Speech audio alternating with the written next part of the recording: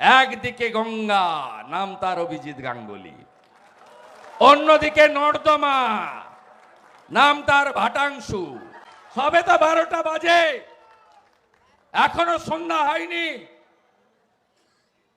আপনারা অপেক্ষা করে থাকুন, এই পিসিআর ভাইপোকে কি করি আমরা দেখতে থাকুন। আপনি মমতা ব্যানার্জির লোকসভা ভোটে কি আছে তার?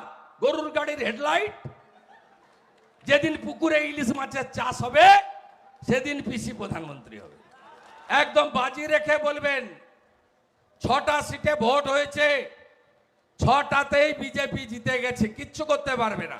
এই চিটিংবাজ তৃণমূল গোটা রাজ্যকে কোথায় নিয়ে গেছে আপনারা তার প্রমাণ পঞ্চায়েত ভোটে পেয়েছেন। 65,000 মুসলিম ভোট ছিল, ভেবেছিলেন 65,000 মুসলমান ভোট পেলে আমি শুভেন্দু অধিকারীকে হারিয়ে দেব। আপনি হেরে বাড়ি গেছেন।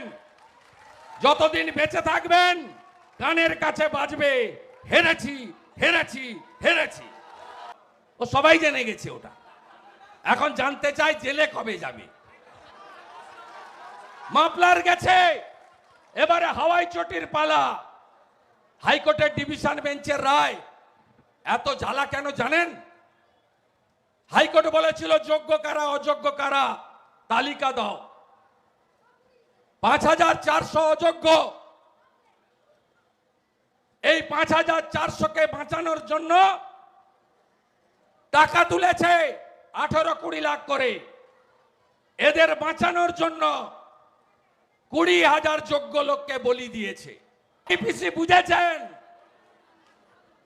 যে এত আরামের জীবন যাপন, বাইরে 6টা টালি, পিছনে জোড়া জোড়া এসি, ভাইপোর এক্সকালেটর সিঁড়ি আর কোটি টাকার ঝাড়বাতি। আপনি চিকিৎসা পান না, আর ভাইপো আমেরিকায় যায় হপকনসে, যেখানে 1 কোটি টাকা জমা দিয়ে নাম এন্ট্রি করতে হয়। কোথায় ছিলেও ঠাঁট বাঁট 11-র আগে? বলছেন বাপ বেটা ছিল না নন্দীগ্রামে। আরে আপনার মা বেটা কোথায় ছিলেন আপনি? দিদি থেকে দিদিমা হয়ে যেতেন, কোনোদিন মুখ্যমন্ত্রী হতে পারতেন না যদি মেদিনীপুর না থাকতো। খুব ভালো লাগে শুনতে আপনাদের না? গুণধর বাবু স্বাধীনতা সংগ্রামীর জায়গা এটা ভালো লাগে? বলে মেদিনীপুর গদ্দার। আরে আমাকে বল না, আমি বুঝে নেব। একবার হারিয়েছি আবার হারাবো, একবার হারিয়েছি আবার হারাবো। তোমার আলালের দুলালকে জেলে ঢোকাবো, বলে বলে করব। অনেকে বলে আপনি আগে বলেন কেন? বেশ করি, বলি যা বলি তাই করি, যা বলি ভেবে বলি, আর যেটা বলি করে দেখাই। কেষ্ট শাহজাহানের কাছে গিয়ে আমি গিয়ে বললাম 30 ডিসেম্বর, শাহজাহান সাহেব ডেজার নাম্বার দিন গোনা হচ্ছে আপনার। 1 জানুয়ারি বলে মেদিনীপুরের ছানা, একবার সন্দেশ খালি তুই আয়, তোর চামড়া ছাড়িয়ে প্যাকেট করে কাঁথি পাঠিয়ে দিবি। আমি ওর বাড়ির সামনে সরবেড়িয়ায় দাঁড়িয়ে ছানা খেয়ে এসেছি কদিন আগে।